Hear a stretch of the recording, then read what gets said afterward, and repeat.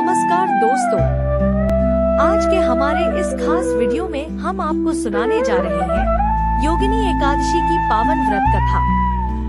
यह कथा न सिर्फ धार्मिक दृष्टिकोण से महत्वपूर्ण है, बल्कि जीवन में संयम, भक्ति और कर्म के गहरे संदेश भी देती है। एक बार महाराज युधिष्ठिर ने भगवान श्री कृष्ण से पूछा, हे केशव, आपने मुझे ज्येष्ठ शुक्ल पक्ष की निर्जला एकादशी के बारे में बताया।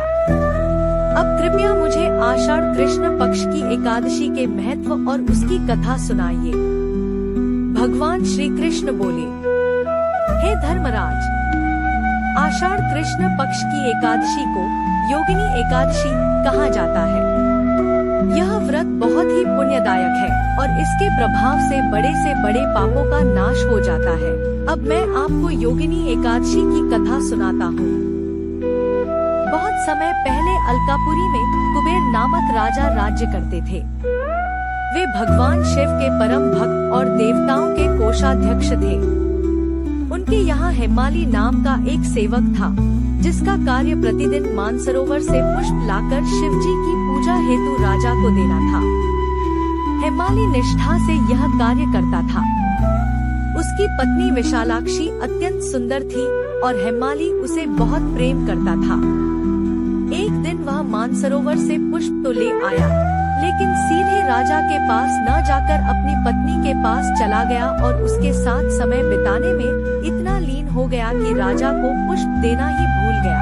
उधर राजा कुबेर शिव पूजन के लिए पुष्प की प्रतीक्षा करते रहे और जब बहुत देर हो गई, पता चला कि वह अपने घर पर पत्नी के साथ व्यस्त है, तो राजा अत्यंत क्रोधित हो गए।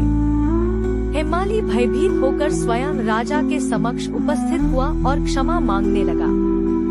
कुबेर ने क्रोध में आकर उसे श्राप दे दिया, हे हेमाली, तू अपने कर्तव्य से विमुख होकर पाप का भागी बना है।